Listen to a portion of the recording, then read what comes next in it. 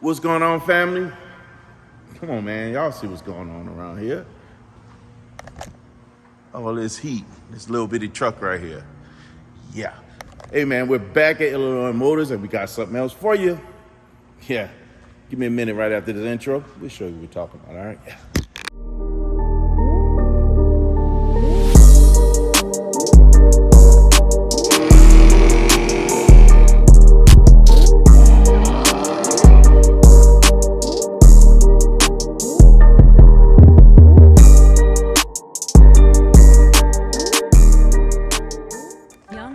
Beats.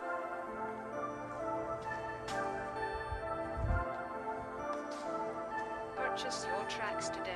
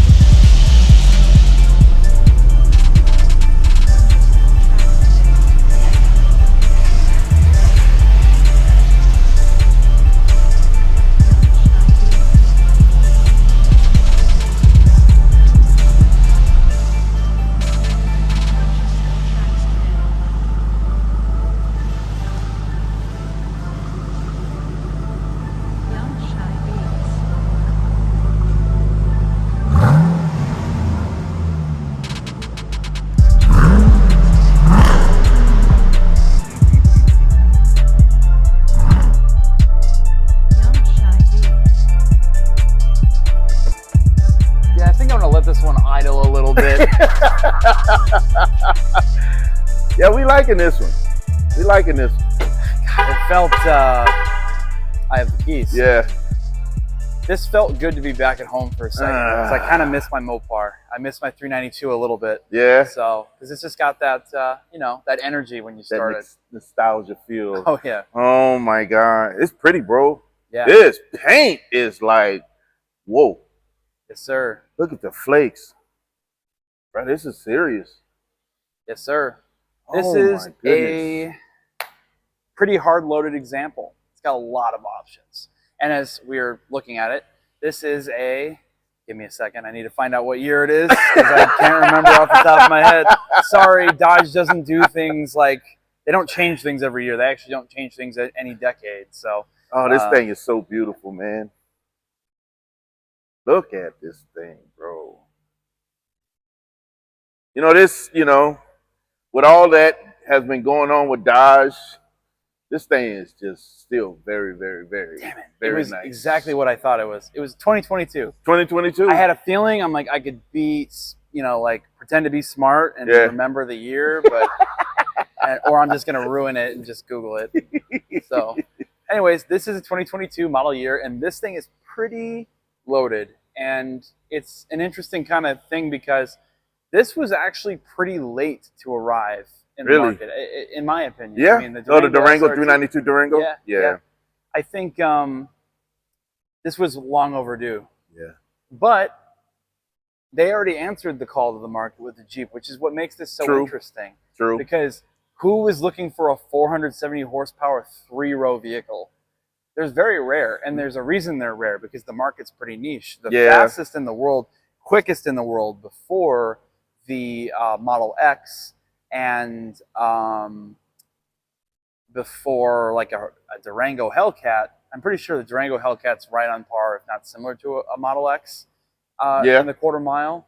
Before the performance. Before the performance, before the Plaid. The Plaid is like a 10-second car. Yeah. So before that, it was the GLS or GL, the GL63S AMG.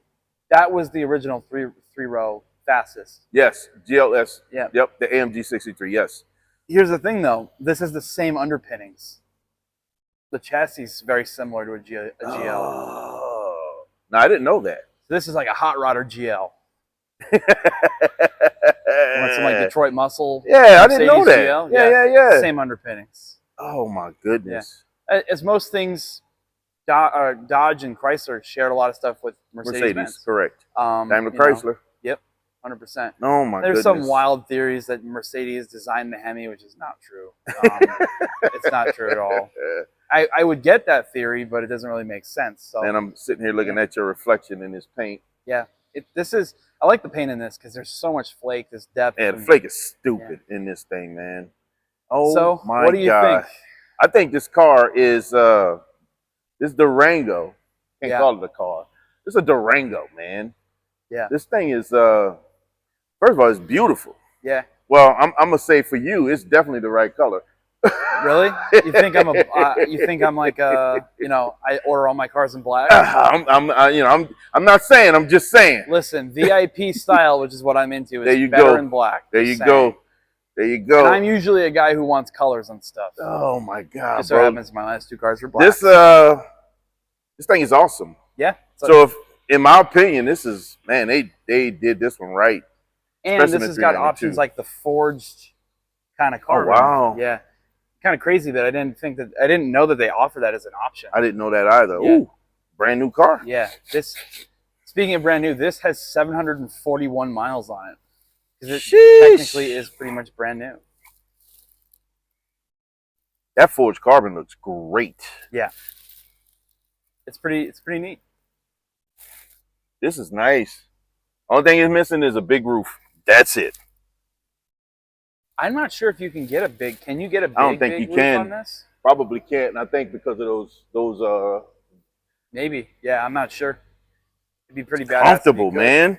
And I'm pretty sure if you could, this car would have it because it's loaded. It's loaded. It's got a lot. Hang on. Come on, Swole.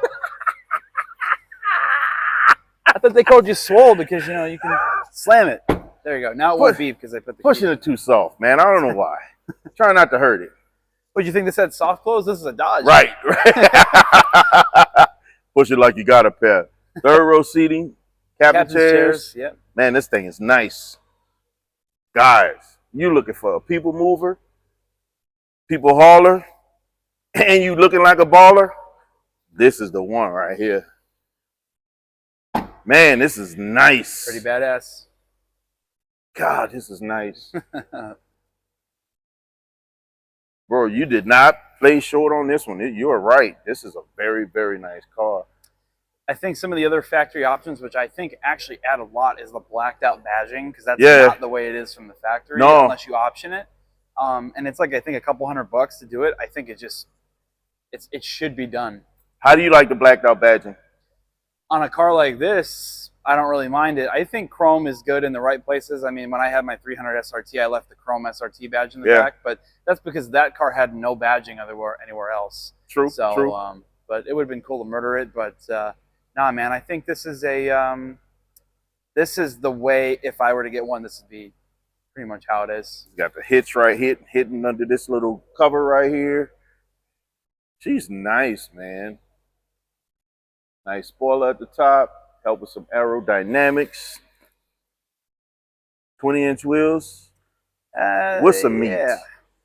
Yeah, I would definitely say 20s. I think it's safe to say 20s. Yep. With meat, so you got a good ride. Yeah, it's a pretty big sidewall. What is it, a 50? 45. 45. God damn, I was riding on a 40 sidewall in my SRT. Jesus. Yeah. Some thick tires. But golly. Not much to say. Otherwise, it's a stock car. It's brand new. So if you ever wanted to know what it's like without going to a Dodge dealership, It's got a hardened carbon stereo system, paddle shifters.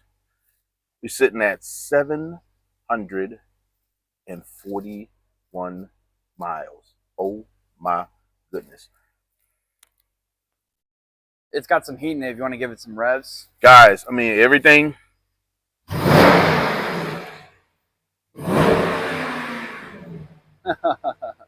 Wow, that sounds good.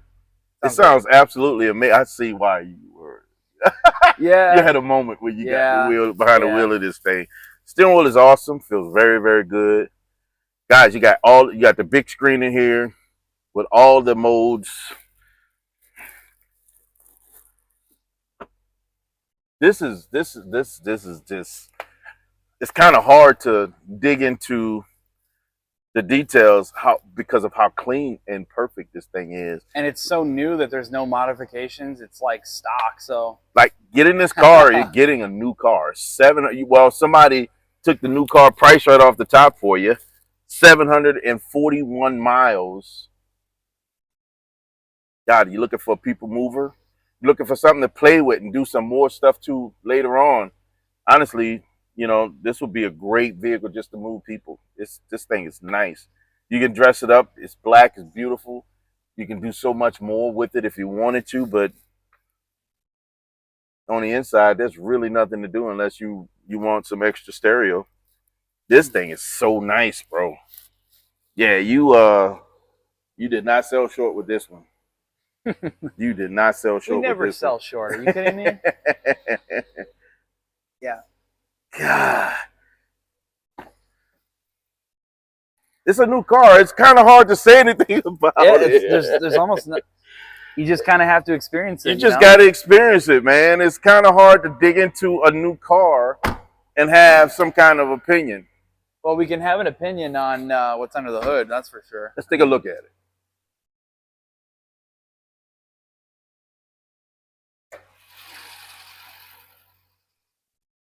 There it is. Super clean. What do you think about this engine? I think they did a great job with this. This is the perfect middle of the road platform. Yeah. I still like the 6.1 better. Yep. I think the 6.1 is the better. Way more scalable. The issue with the 6.1s though, and I'll say this, like we had our SRT8 Magnum. Yeah. That was about the maximum safe power you could have with everything. So the motor is scalable, but the axles are not scalable. The differentials can blow up. The rest of the chassis, that's what was such a controversial thing about the cars is like when they came out with forged internals and a Hemi, you would expect the rest of it to be like up to snuff. Yeah. 600, 620, those were like your limit for a lot of the stock stuff. Whereas like then you kind of go back to this and you're kind of at like that similar limit, but not for the trans, not for the axles. Yeah. It's internally, it's the engine. It's the engine itself. Because these actually have a factory forged crankshaft, but the difference is the piston material is different. It's very brittle. And the way that they set the piston high up on the skirt is it's not really designed for boost. So that's a controversy that these cars have, because when you think about like, you know, hey, I could just get a GM truck or like a Ford with like an EcoBoost and just tune it, it'd be like way faster. I don't really think that's the reason you buy this, because I think this is the most characterful of everything. This engine is crazy, and the way that it revs for like a 6.4 liter engine, like and the sound, dude, the noises that it makes, it's just cool. Listen, pro tip for anyone with a 392 watching this video: do not do a 3-inch resonator delete. I'm sorry, you can do a 3-inch resonator delete, but don't do a 3-inch exit. This is just because everyone wants to straight pipe their SRTs. If you're going to run a stock exhaust and you're just going to, you know, do like a hot rod, you just do it the hot rod way. Yeah. 3-inch resonator delete in the middle. If you're going to delete the rear mufflers, 2.5-inch exit. Please stop doing 3-inch exits because it sounds like a fucking powerboat. Yeah. Please do something better. Tighten it up. Tighten it up on the end. When I did 2.5-inch exit, it sounded like I had a Corsa on the car. Yeah. You would never think that the potential with these engines is there. It's like everyone's spending egregious amounts of money on exhaust for these. The platform Sometimes you don't have to do that. Yeah, the platform is already there. Yeah. So this engine, in my book, it's really cool. I think that's a good point too. Yeah. So when you put that large pipe, it just it sounds hollowed out. Sound like it doesn't sound like it revs that high. No, either. It doesn't. No, it doesn't. And for a 6.4 liter engine revving to like 6,400 RPM, it's, you know, it sounds like it's screaming a little bit higher than that. With, you know, this thing is nice. Yeah, I just really like this engine. It's a lot of fun. It's not a objectively like superior engine to anything else. Right. But it's a ton of fun. And if you leave them stock, they're actually pretty reliable, especially after 2015. Agreed. 2012 Agreed. to 2015, personally, I'd avoid it like the plague. But this is a brand new one. All of the lifter you can stuff drive is this pretty thing much, forever, man. Yeah, If you take care of it, if you don't beat on it, yeah, without any heavy modifications, you can do intake, you can do, you know, simple things, but leave it alone, man. It'll run. They did a great job. They worked every bug out of this thing. Would you agree? To make a mass producible engine and, you know, stuff like this, and to be able to bring it to a market at a price, you know, the majority of the market's not going to be doing much with the engine. Right. You know, you can do a cam with this stuff, but the problem is you can't do a cam in the car. It has to come out. Right. Because it's super low, because the heads are super wide. And, you know, it's just not, this is not an engine that you compare an LS to. No. You know? No, it's pretty much in its own class. Because GM and shit is like, it's going to always outperform, right? Generally, I find that it's easier to compare Hemis to Hemis. You don't compare Hemis to LSs. Yeah, I don't really, they're not the same thing. They're not in the same thing.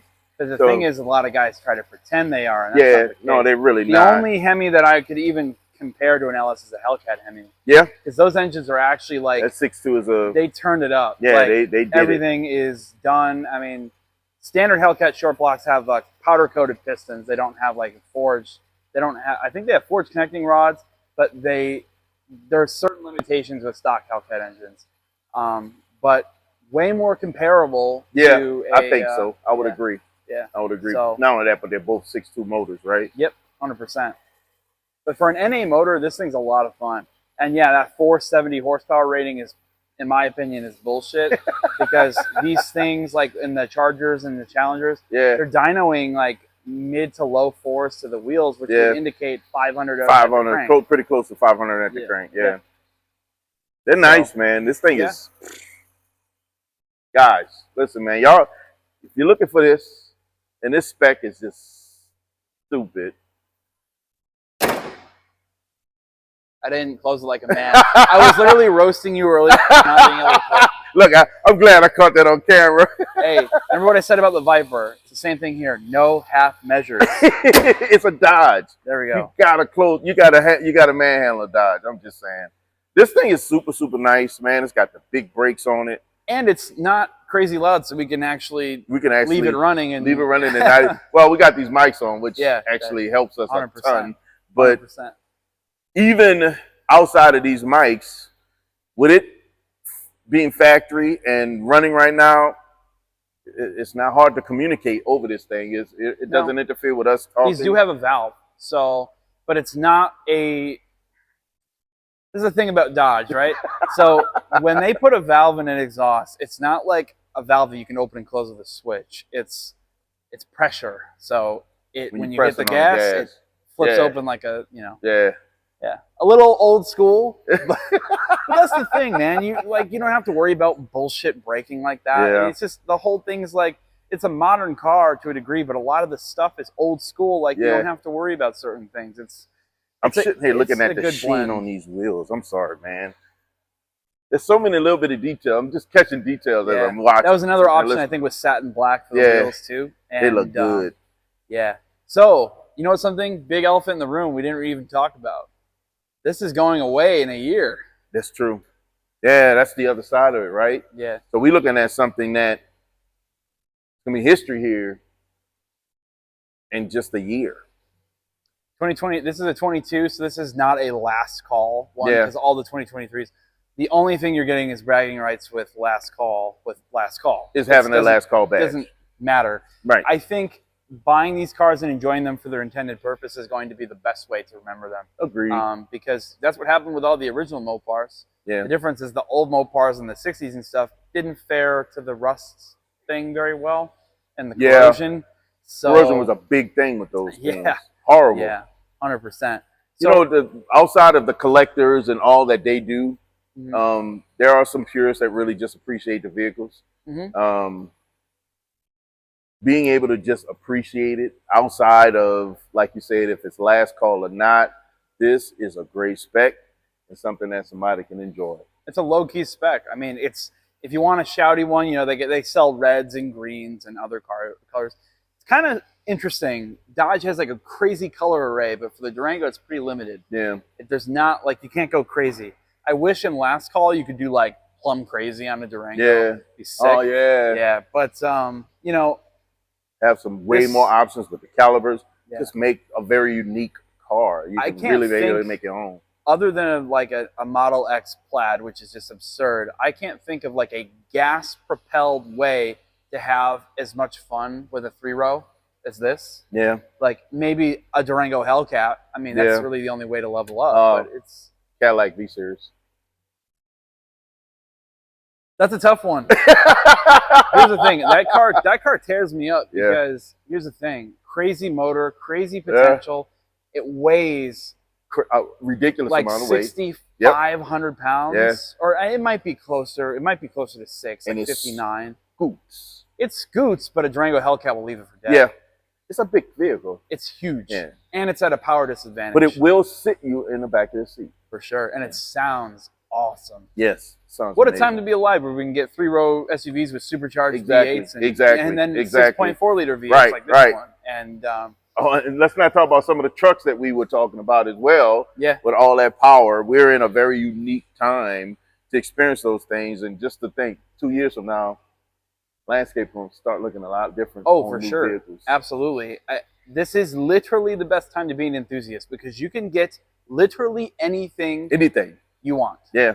You're going to pay for it. Anything you want. Yep. Right now, this market has you paying for it. You're going to pay for it. Yeah. But you can get pretty much, to your point, if money is not an object, and even if you set your mind to it, and, you know, because shit, I'm not loaded. I mean, I don't own anything outright. Right. You know, the world is financing, right? So, yeah, man. Look, everybody can't do that. They got some people out there that can do that. Yeah. And even some of your wealthy still will finance it because of the benefit that they get from finance. Liquidity is, you know, a lot of guys just don't have that much liquidity. Even guys who are killing it, you know, they have investments and not only that, but not a lot of people are willing to tie money up, that much money into different vehicles. Yeah, finance it. If especially got good credit, you can get a low enough interest rating. It's worth financing over just dumping that money into something and have it tied into that vehicle. Yeah, that if something happens to it, you're not going to walk away with it. 100%. Not with that money. 100%. So yeah, this is a different, this is the most unique time to be a car enthusiast because there's offerings like 6.4 liter 3-row SUVs, right? And which we'll show probably sometime next week. Yeah. Luxurious twin turbo V8 3-row SUVs. I'm so excited about next week. So, this is a time to be alive, man. This is the time to be an enthusiast. There's a ton of opportunity. Agreed. To be an enthusiast and just kind of enjoy it. And that's kind of the way to do it right now is just go after it, get what you want, enjoy it, because it may not be long before it's too late. Man, that statement is not an average statement. That is not an average statement. I have a feeling I know where this is going. Go after what you want. Don't just sit there and settle. Why settle? Go for whatever you want. Even those things that you may be challenged by, because you think they may cause you problems. But if it's what you want, go for what you want. Your experience is your experience. Everybody else's experiences is their own. And listen, man, this is not being average, man. This is going after the things that you want. The reason I got what I want is because this is something I've been wanting for a long time. I could have had a plethora of options at the price point that I paid for what I want. I could have got that C8 for what I paid for my car. Honestly, could have got a C8. But I didn't want the C8. So I got what I wanted. Man, this is not living mundane. It's not living average. Come on, guys. You were designed from greatness. And look at all this greatness. This man got that mindset. And he understands it. He understands it. Look at all this greatness. Man, because we were designed for greatness, guys, you have the right, the responsibility to never, ever, ever be average. That means don't think averagely. Don't think on the low end. Think above that and where you want to go. See yourself in other places and go there. So guys, don't be average.